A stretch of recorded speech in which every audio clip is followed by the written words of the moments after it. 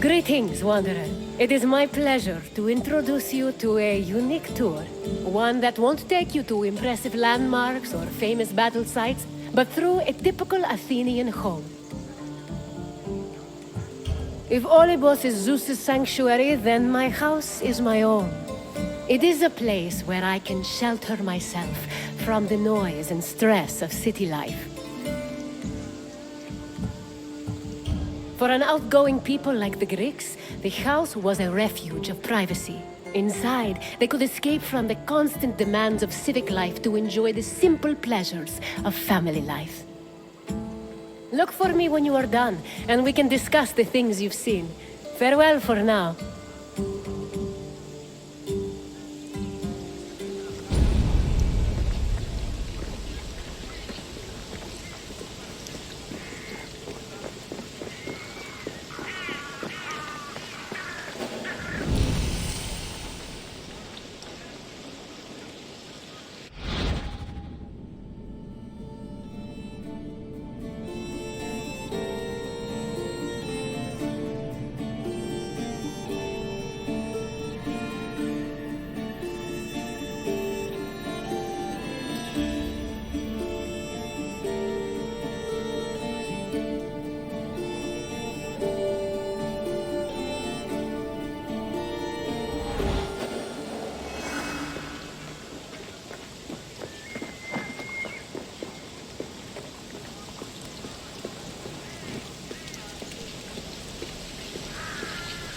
The house, or oikos, was a residence for Greek families and their slaves. Contrary to modern houses, which look outward, the Greek household was built to look inward on a courtyard. The courtyard was the house's central fixture. It was the building's main source of daylight, and also the location of religious altars dedicated to worship. The building itself was made up of familiar accommodations, including bedrooms, storage rooms, a kitchen, and a living room. Women were generally in charge of tending to the home, which in Greece was called oikonomia, a term that inspired the modern word economy.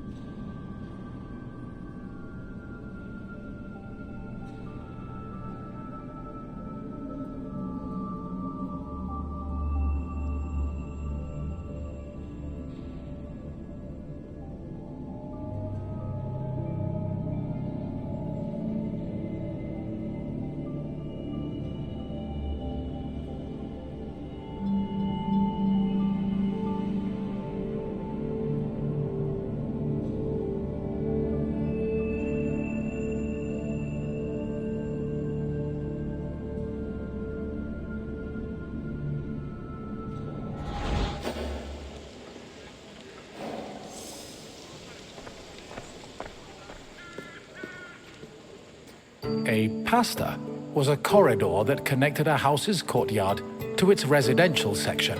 Archaeological evidence from the city of Olynthos reveals that pastas were added to Greek home design in the 5th century BCE.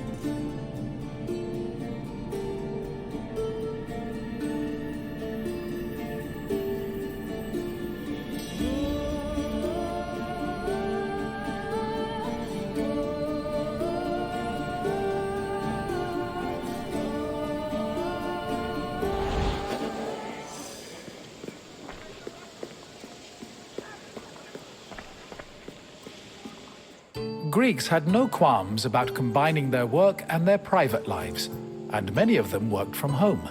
Artisans like blacksmiths, sculptors, and potters often had workshops in their houses. Some even operated small stores to sell their work.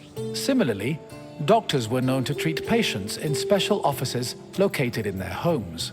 Women also worked in the house and were responsible for making textiles, as well as producing clothes and supervising weaving, which was carried out by slaves. If the household was wealthy enough, they could even produce a surplus of textiles to sell in times of financial difficulty.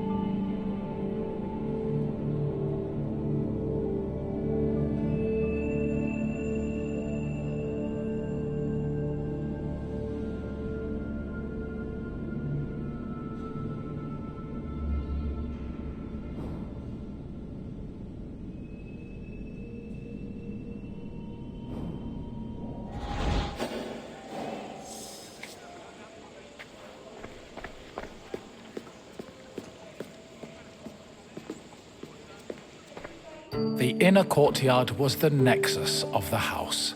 Functionally, it allowed air to circulate and also provided access to most of the rooms. It also sometimes housed a well or a cistern that collected rainwater. In the center of the courtyard was an altar to Zeus Hercules, who served as the protector of the household. Women would often use the space to sew and cook, while children used it as a play area. Furthermore, if the family had pets or animals, the courtyard was where they were allowed to run free.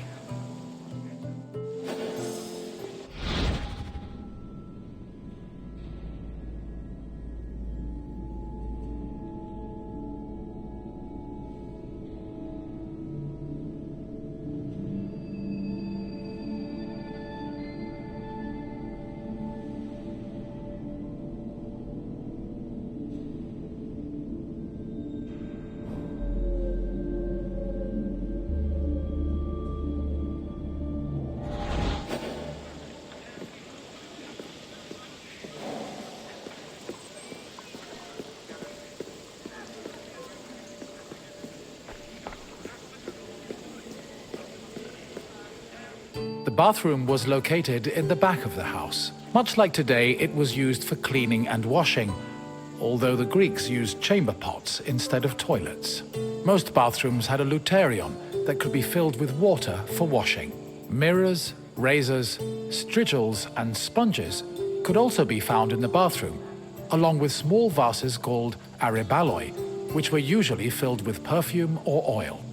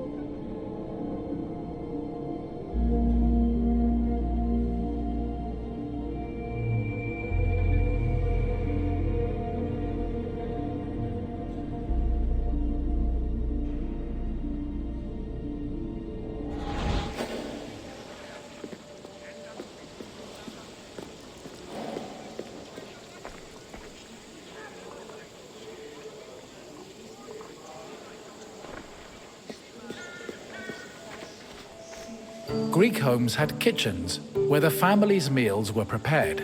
The Greeks did not often eat meat, except during special occasions like banquets or after sacrifices.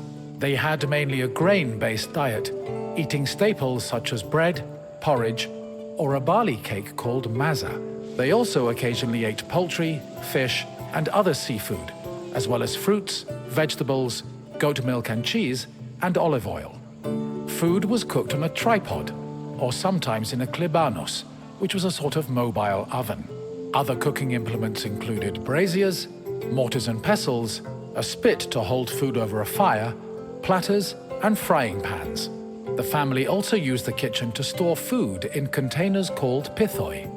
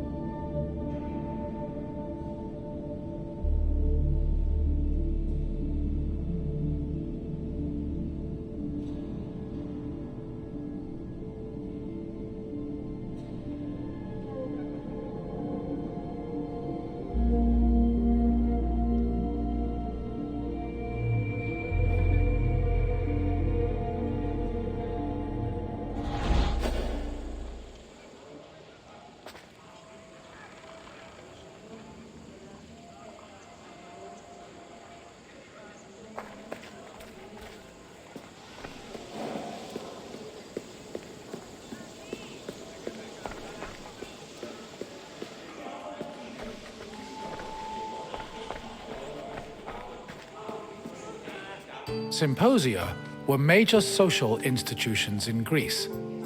They were drinking parties held exclusively for men. The party took place in the men's section of the house, the andron, where residents and guests reclined on special couches called klinai. Food was served on low tables set in front of the couches, while wine was placed in a crater in the center of the room.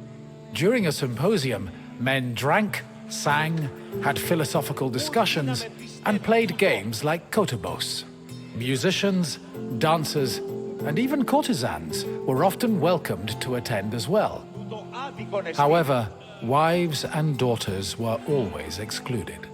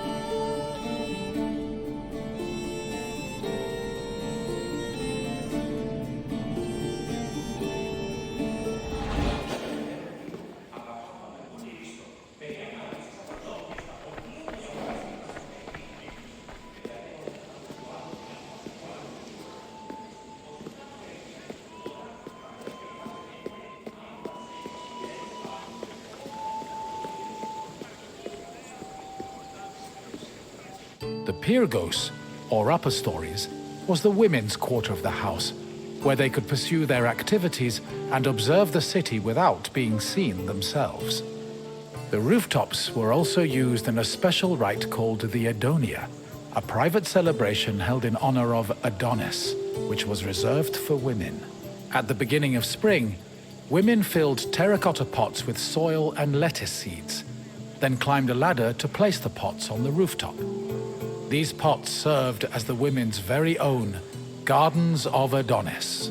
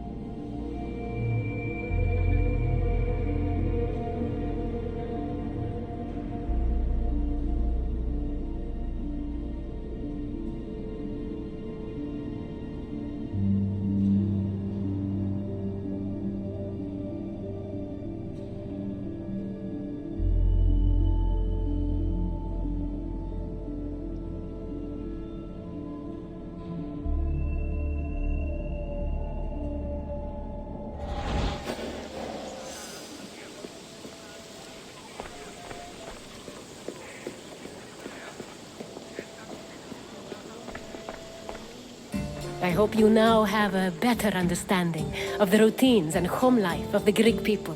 What would you like to do next? Then let's start with a simple question.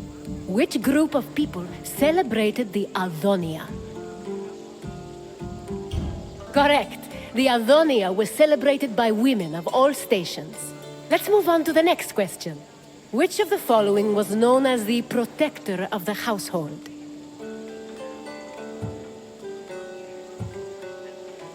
Yes, Zeus Herkios protected the household, and an altar to the god usually stood in the center of the house's courtyard. On to the final question. Which of the following was not located in the bathroom? Correct. The klivanos was a mobile oven usually found in the kitchen. It seems you really know your way around Greek homes. Well done, wanderer. As you wish. Come with me.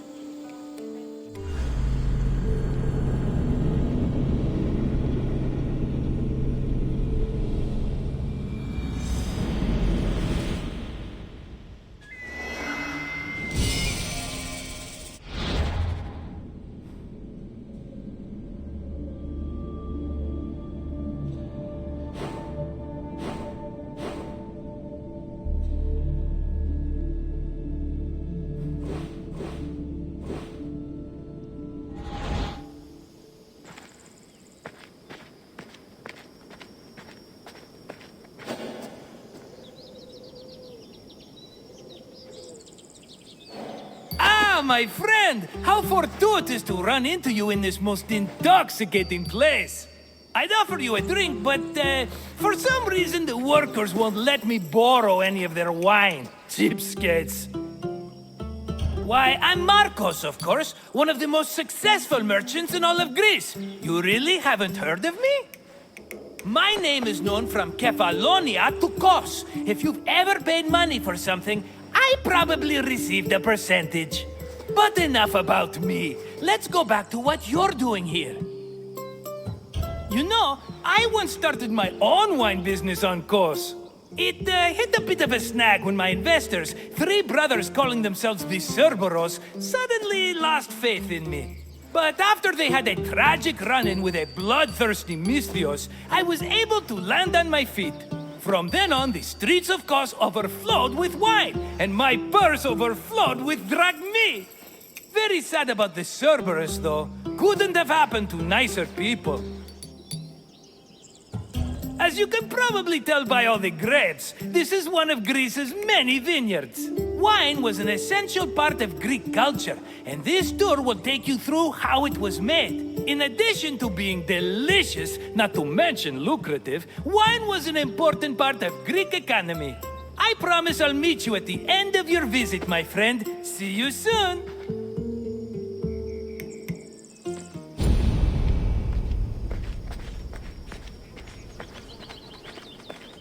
Winemaking dates back to the 4th or 3rd millennium BCE. It became widespread in Greece during the Bronze Age, and within centuries the Greeks had refined it further. The first step in the process was always harvesting, where grapes grown on rows of vines were collected by vineyard workers.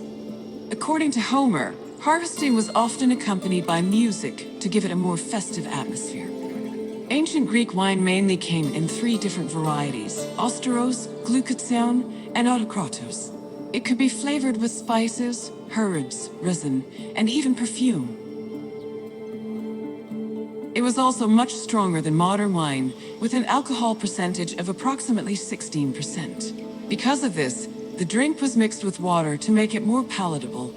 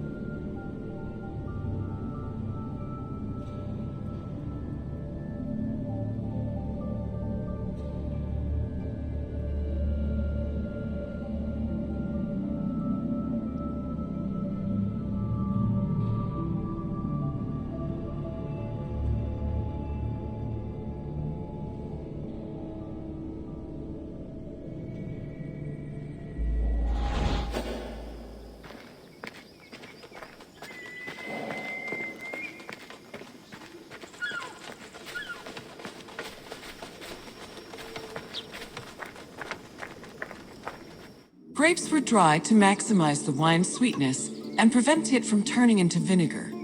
In most vineyards, the drying process involved laying the grapes out on the ground under the heat of the sun, then covering them at night to protect them from accumulating dew. According to Hesiod's poem, Works and Days, the ideal time to dry grapes was 10 days and 10 nights.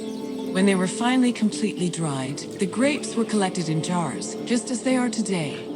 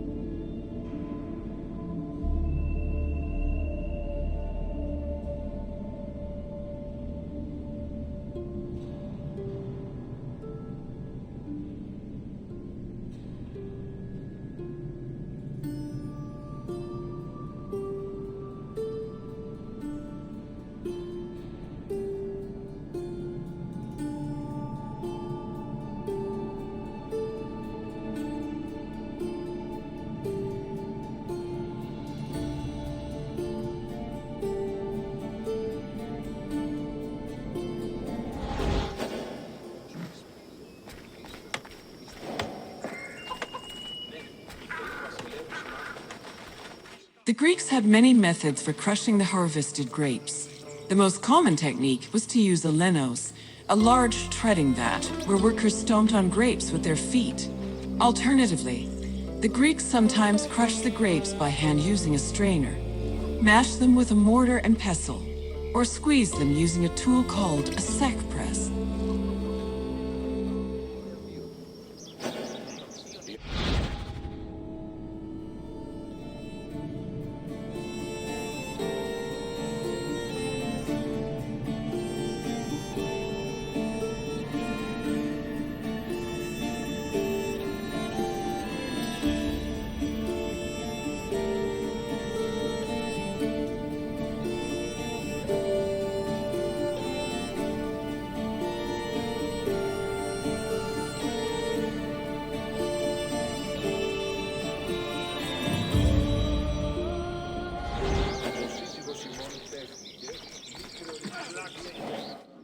After the grapes were pressed, the resulting juice was poured into large containers called pithoi, where it fermented.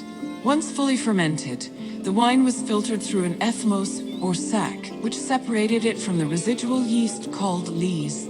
The wine was then placed in a special storage room. The room was half buried to keep it dry and maintain a consistent temperature of 15 degrees Celsius. These measures ensured the wine wouldn't lose any of its quality before being shipped to market.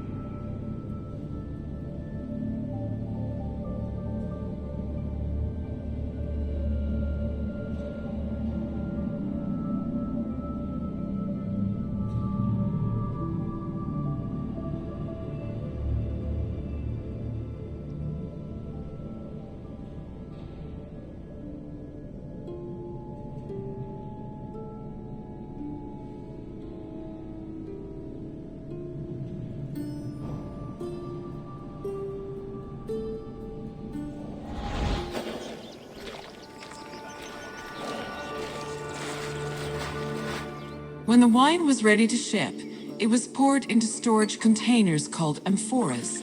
These were smaller than pithoi, which made them easier to ship and display in crowded marketplaces. However, that doesn't mean transporting wine was always a safe endeavor. Sometimes ships carrying amphoras as cargo would be wrecked before making it to their destination, losing hundreds of bottles of wine to the sea.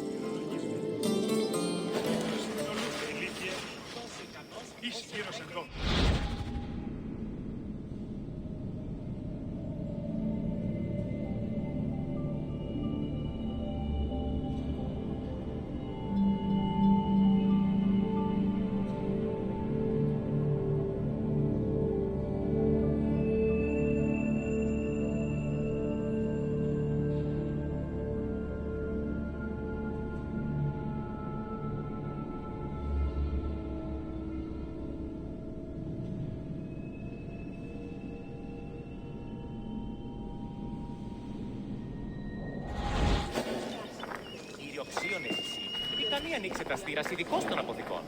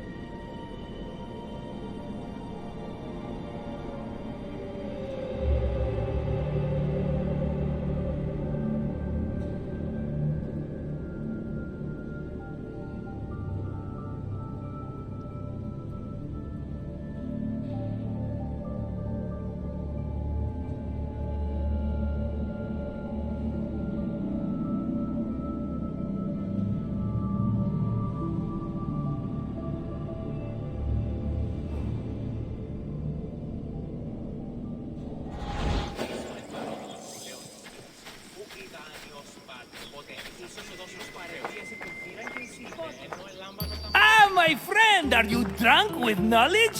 I hope you enjoyed yourself learning about all the picking, stomping, and bottling that goes into making Greece's favorite beverage. Maybe if my customers understood how hard winemaking was, they'd agree more with my perfectly reasonable prices. But let's talk about something else, yes? What else can I do for you? You want your intelligence tested? Well, let me tell you, my friend, no one is more qualified for that task than me. Let's get started. What container was used to ship wine to the market? Yes, wine was stored in amphoras during its long journey to market. Here's another question. Which of the following wasn't a type of wine variety?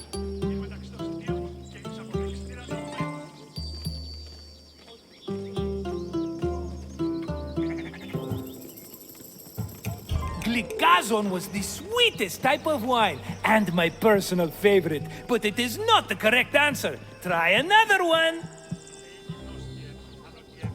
No, Автοκράτορ was wine of the medium sweet variety, but don't give up yet. No, Avstyros was a dry kind of wine. Try again. Correct. Thassos was an island famous for its vineyards, not a specific type of wine. Just one more question to go, my friend. Which part of the winemaking process created the grape juice necessary for wine? That's the one! The harvested grapes were pressed in a linos, often by the feet of vineyard workers. Just try not to think about that last part whenever you have a cup of wine. You know your wine. You're as good with facts as I am with money, and that's really saying something. Such an enterprising spirit. I like that. Follow me, my friend.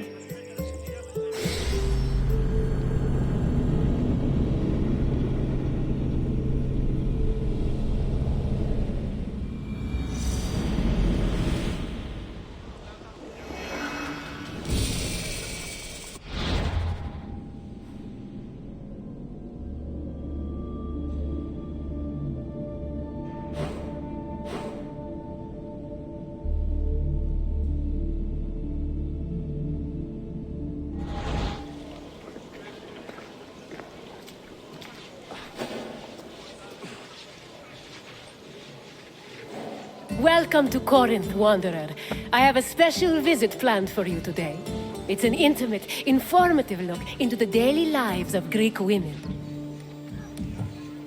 It's amazing what women could accomplish while men spend all day trying to out-debate each other at assembly meetings. Their work should be far more appreciated on the whole, but we're going to acknowledge that now. Corinth was one of the largest cities in ancient Greece. It had an estimated population of 90,000 in my times, and much of that population was made up of women. This tour will shine a light on those women and look at how they lived on a day-to-day basis. Look for me when you're done with your visit, and we can discuss things further.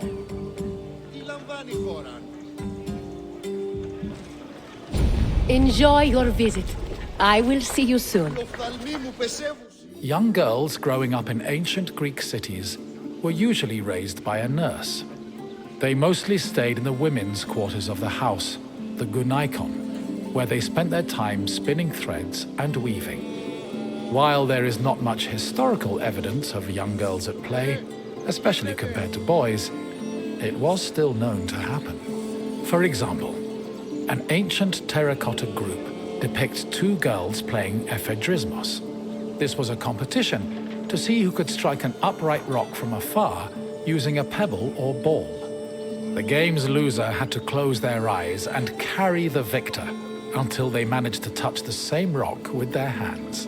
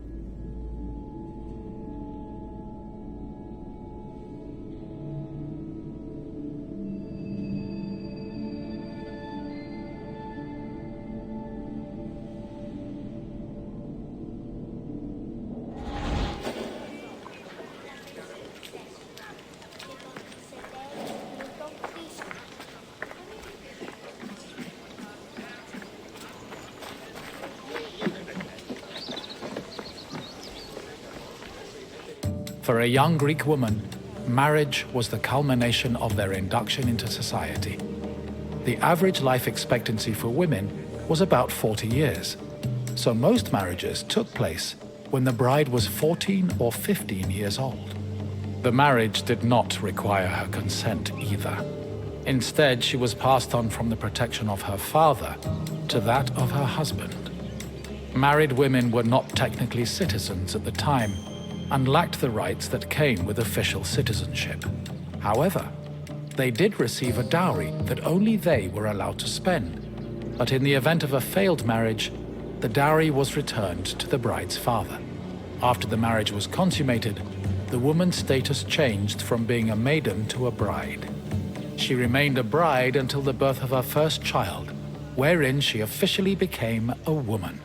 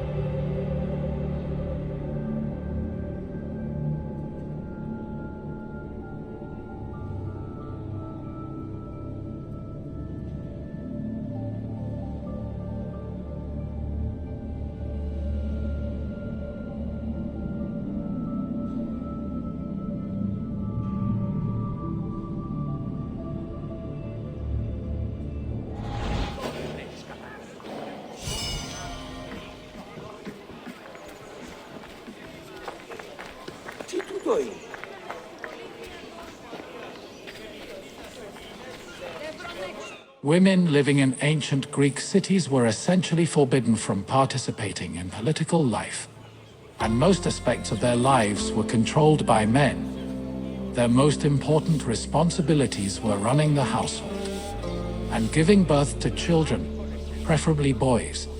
Most of the time, women's excursions outside of the house were limited to visiting other female neighbors, as per custom. The few exceptions to this strict rule were weddings, funerals, and religious festivals involving women in prominent public roles.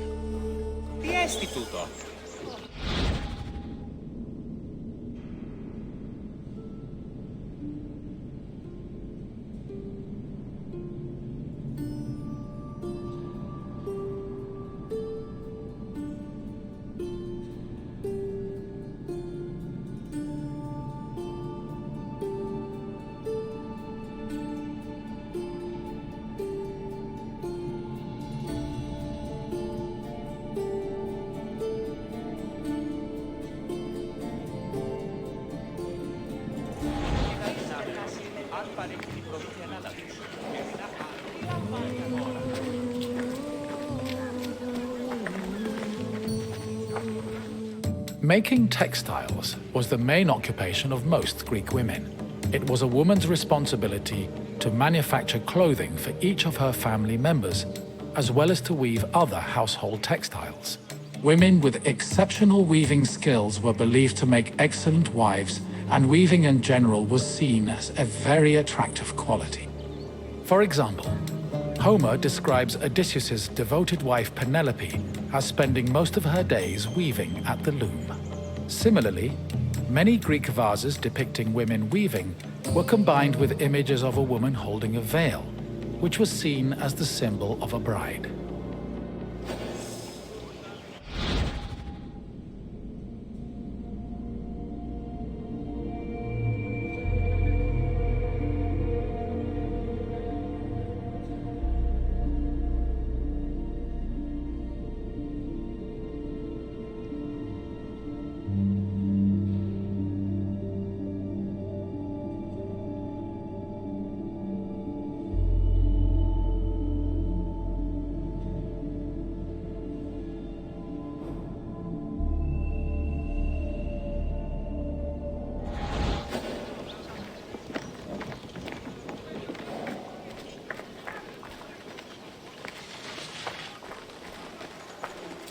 Ancient Greek women cooked in their house's kitchen area.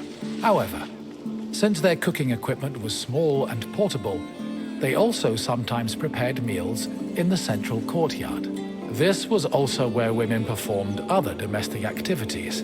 These activities were rarely seen by visiting men or passers-by, because the architecture of classical Greek houses facilitated the social norm that women should never be seen at work.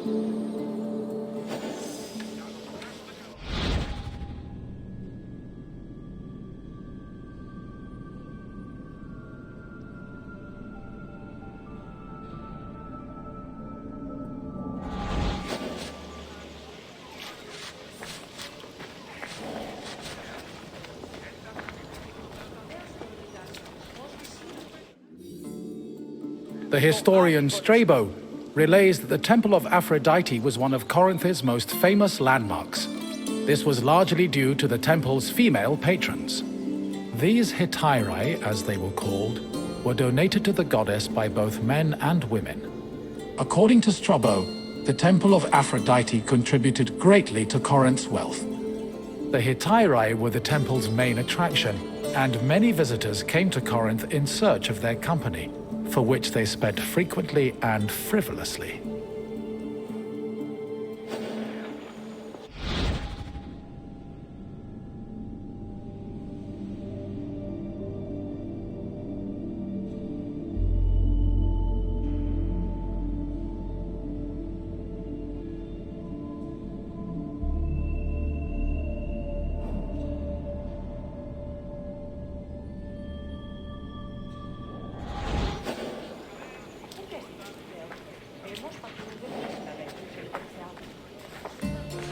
Hello again, Wanderer.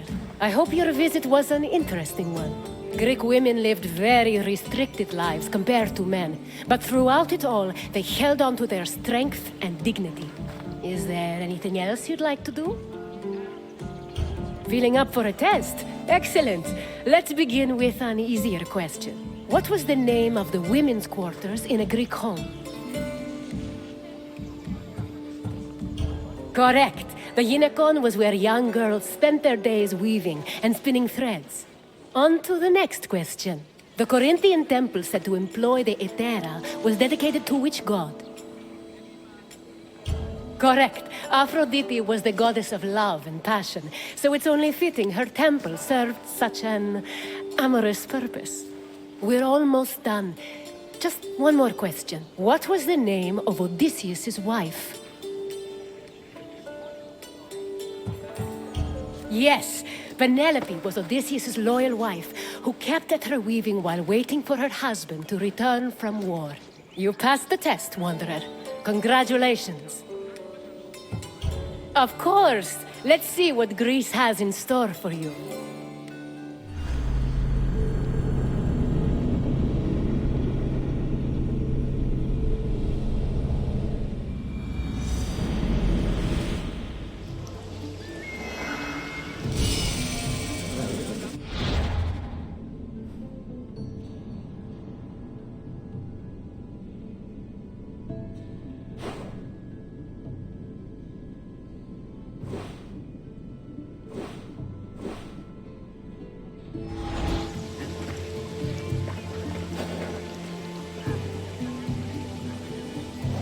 Welcome to Argos, traveler.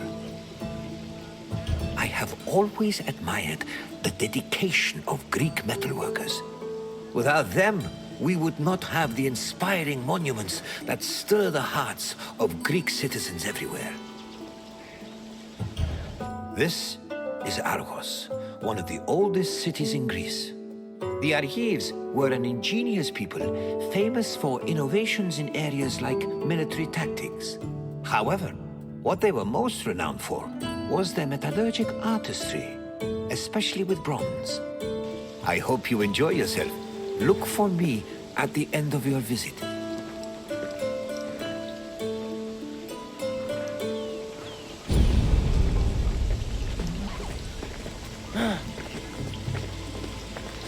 I will see you again soon, traveler.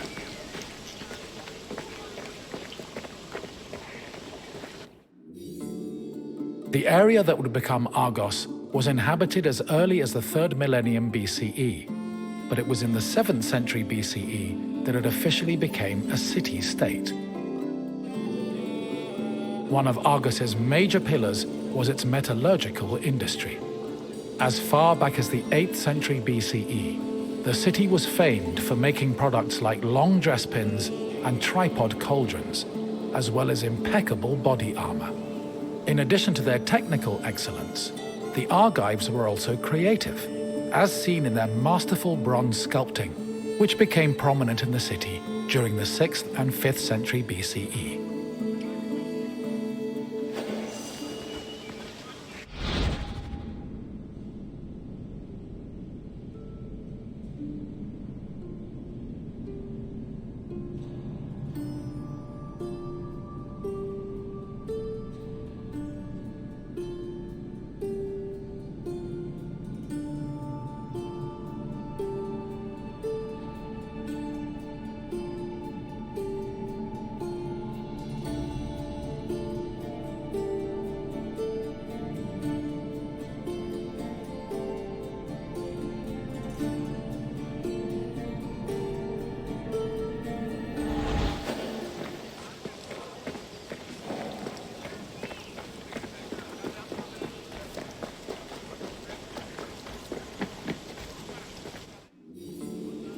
Bronze is an alloy composed of 90% copper and 10% tin.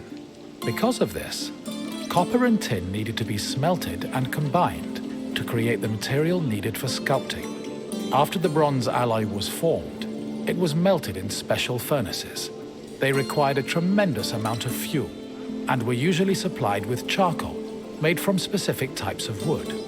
It's possible they were also coated with a protective lining of clay, which would have been sensible given the melting point of bronze is approximately 950 degrees Celsius.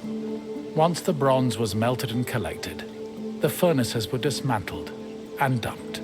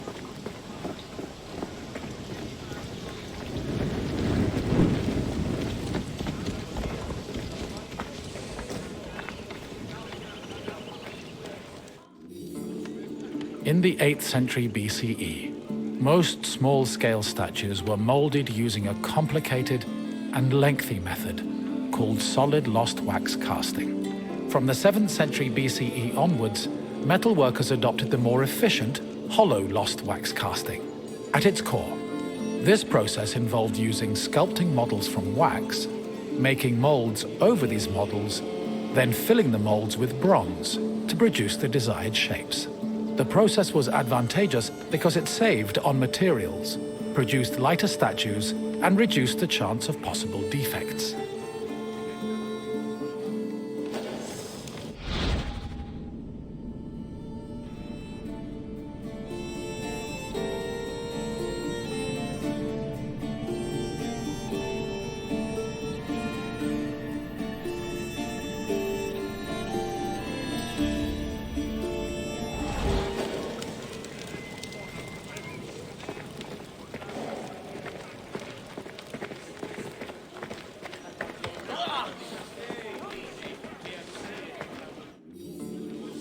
Once all the pieces of the sculpture were molded, they were welded together and subjected to the cold working process. This process involved repairing the sculpture's flaws by filling any holes and cracks with specifically measured bronze patches. Afterwards, the sculpture was scraped, chiseled, and polished until it was deemed satisfactory. Decorative details like hair, eyebrows, and mustaches were added with the use of a sharp tool. Eyes, which could be inset with ivory, glass, or silver, were attached to their sockets using a resinous kind of glue. Teeth and fingernails were inlaid with silver, and lips and nipples with copper. These small touches added color and contributed to the sculpture's lifelike appearance.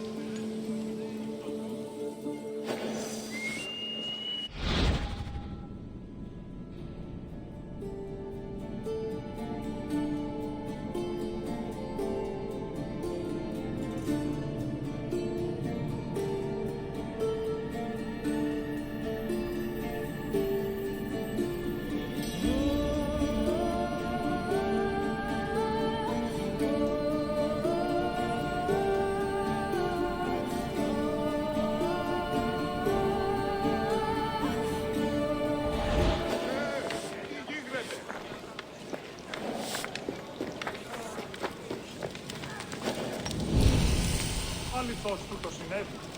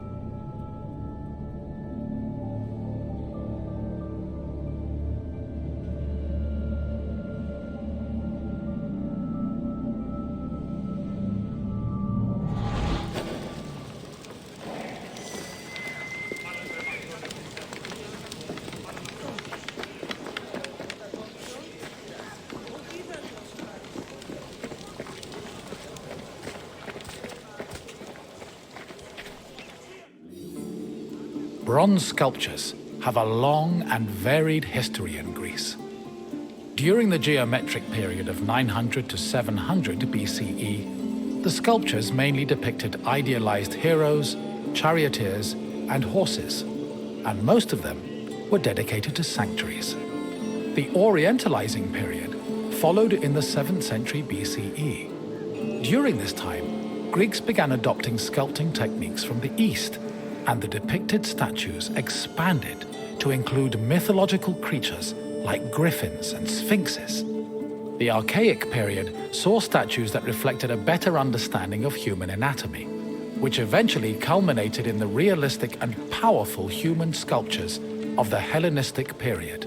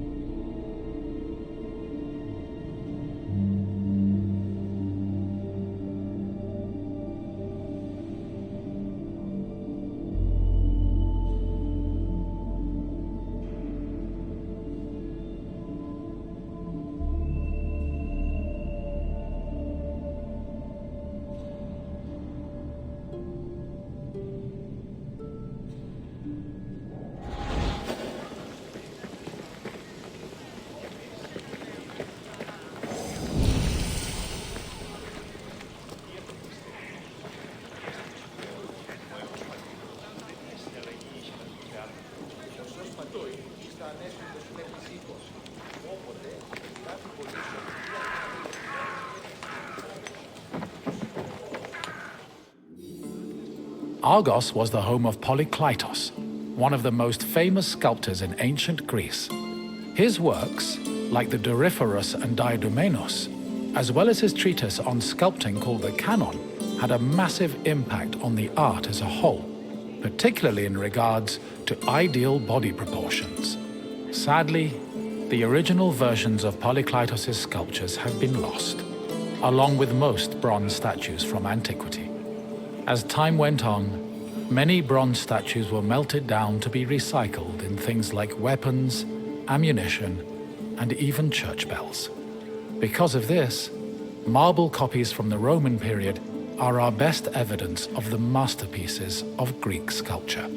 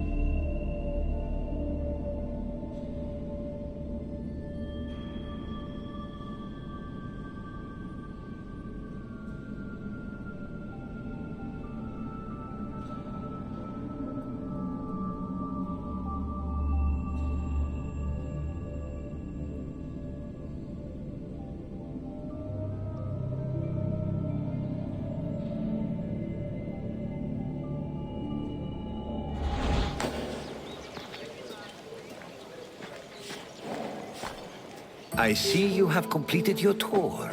I trust you have a new appreciation for Greek sculptures after learning of the heart and soul that was poured into each step of their creation. Now, what else would you like to do? Then let us dive right in. Here is your first question. Which era of sculpting came first?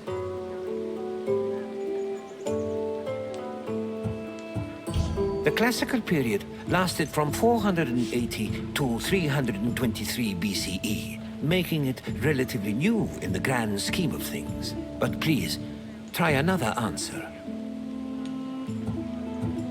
The Hellenistic period began in 323 BCE, following several other eras.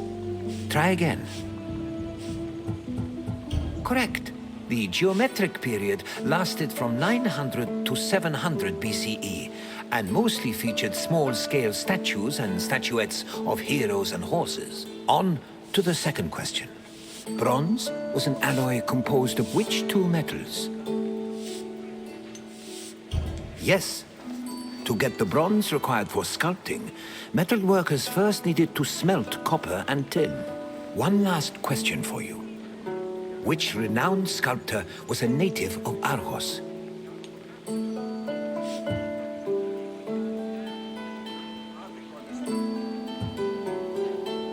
Yes, Polykleitos was based in Argos and had an enormous impact on the art of sculpting. You've done well, traveler. Your knowledge of metalwork is astounding. And so, your quest for knowledge continues. Follow me.